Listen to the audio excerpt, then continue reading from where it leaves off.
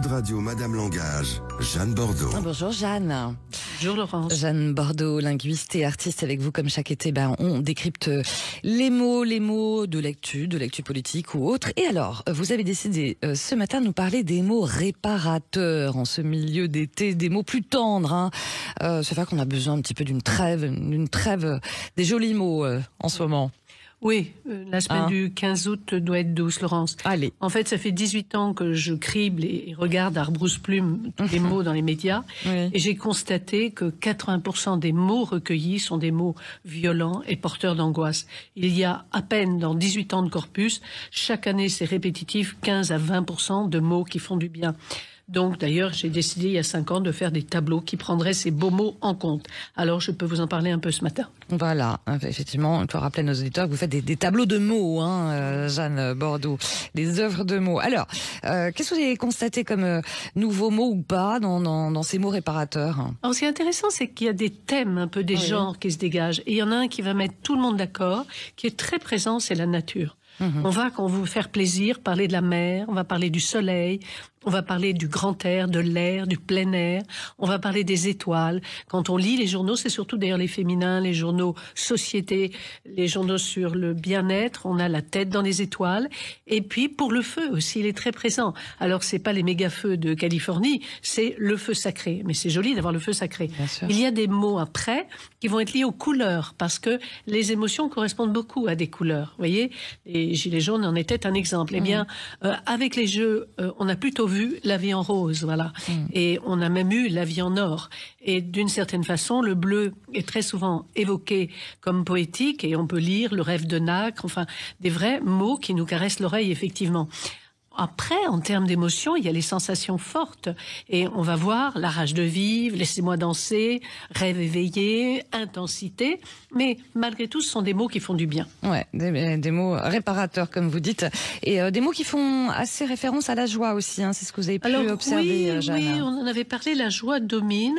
Et bien que ce soit une chanson de Charles Trenet et que ça date, eh bien, son « il y a de la joie » est resté comme, je dirais, un mot mythique, une expression mythique.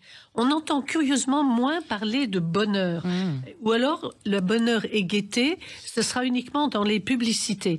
En revanche, à propos du bonheur, on a l'adverbe « heureusement » qui est très fréquent dans nos phrases. Ah oui, c'est vrai. Heureusement. Oui, c'est vrai que le bonheur, à un moment donné, on parlait du business du bonheur, contrairement à la joie.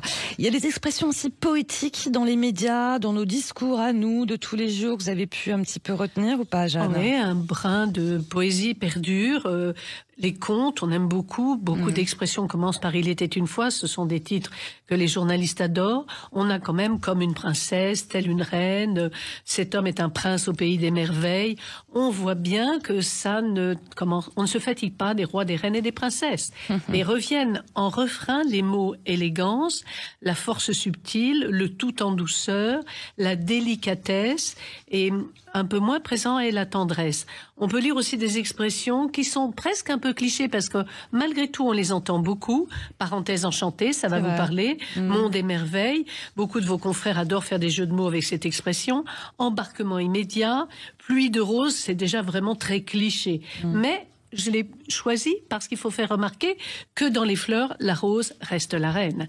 Et dans les journaux de bien-être, comme je l'avais un peu signalé, vous avez bien sûr, ça ne vous étonnera pas, la paix et le zen, mais vous avez harmonie et sérénité. Et je pense que sérénité est un mot terriblement gagnant dans les mots réparateurs. Tant mieux. Sérénité. Quelles sont les références qu'on peut peut-être y voir à travers ces mots-là que vous nous donnez à J'égrène là ce matin. Exactement. Écoutez, le conte de fées, on l'a dit, il fait frémir toujours. Il ne se démode pas, les princes et les princesses, mais aussi les titres de films. Il semble qu'il y ait des titres de films qui, quand ils plaisent, se taguent un peu dans notre mémoire. Il en va ainsi de la Dolce Vita qu'on retrouve terriblement dans les journaux, Les ailes du désir, ce film de Wim Wenders qui pourtant date, et d'ailleurs, on a toujours La vie en rose. C'est extrêmement pris pour évoquer des moments de douceur. Mais vous savez bien que les titres de films marquent, je crois que c'est un film de Jacques Audiard, il a déjà 20 ans et on a De battre, mon cœur s'est arrêté. Cette inversion avait beaucoup plu, elle est terriblement reprises. Et puis, on a la chance, nous, ici, de vivre Rue des Enfants du Paradis. Oui. C'est quand même magique. C'est un film de Marcel Carné. C'est l'adresse de Sud Radio. C'est l'adresse plus de Sud encore. Radio, oui. Et c'est l'adresse de Sud Radio. Et on ne peut pas ne pas le citer. Voilà. Et pour terminer, qu'est-ce que vous pensez de cette palette alors que dessinent ces beaux mots, vous qui en faites des tableaux, Jeanne? Je crois quand même qu'on sent qu'un reste de rêve, un besoin de respiration, de pause est là, parce que vraiment, quand on a parlé de chaos, on avait commencé l'été avec Extrême, je pense qu'on sent une envie de respirer. Malgré tout, le champ des émotions évoquées n'est pas si large.